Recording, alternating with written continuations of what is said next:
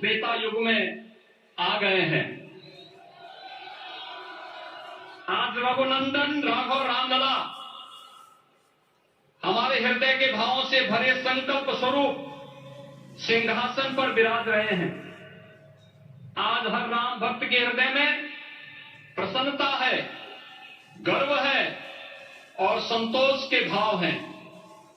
आखिर भारत को इसी दिन की तो प्रतीक्षा थी। भाव विभोर कर देने वाली इस दिन की प्रतीक्षा में लगभग 5 शताब्दी व्यतीत हो गई।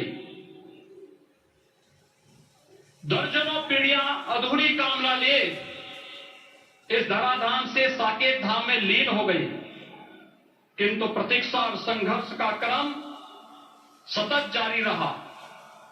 श्री राम जन्मभूमि संभवतः विश्व में पहला ऐसा अनूठा प्रकरण होगा जिसमें किसी राष्ट्र के बहुसंख्यक समाज ने अपने ही देश में अपने आराध्य के जन्मस्थली पर मंदिर निर्माण के लिए इतने वर्षों तक और इतने स्तरों पर लड़ाई लड़ी हो।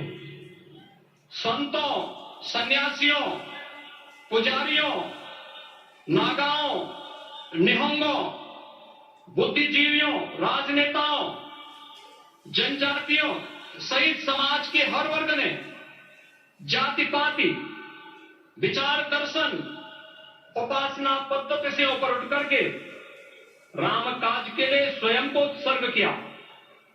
अंततः वह शुभ अवसर आ ही गया जब कोटि कोटि आस्थावानों के त्याग और तप को पूर्णता प्राप्त हो रही है।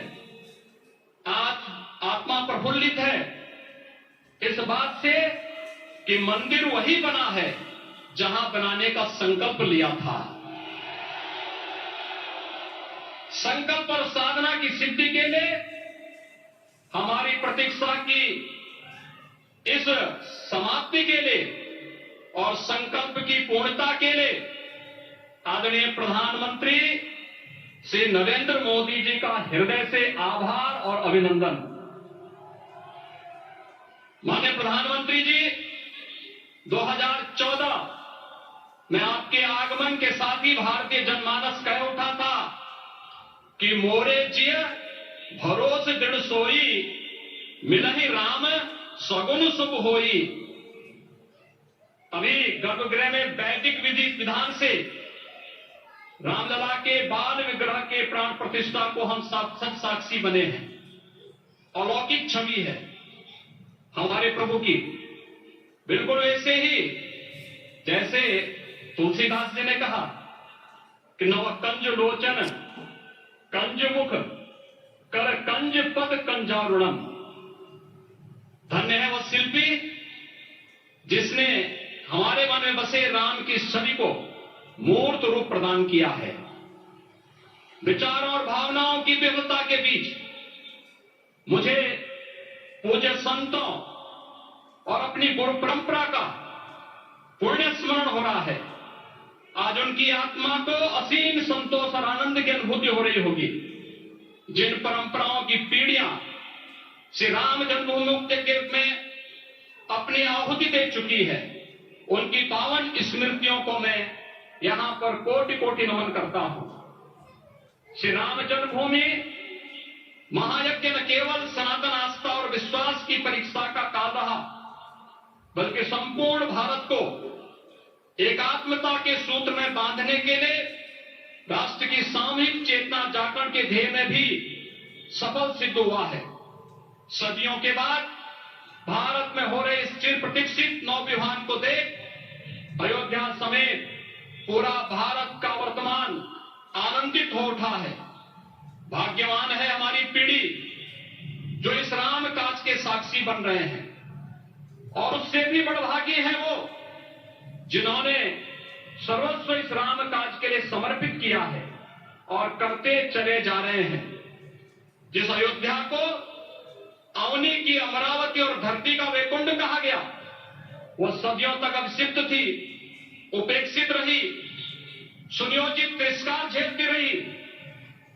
अपनी ही भूमि पर सनातन आस्था पद्धति होती रही, चोटिल होती रही, किंतु राम का जीवन हमें संयम की शिक्षा देता है और भारतीय समाज ने संयम बनाए रखा। लेकिन हर एक दिन के साथ ही हमारा संकल्प और भी दृढ़ होता गया। और आज देखिए, पूरी दुनिया अयोध्या के वैभव को निभा रही है।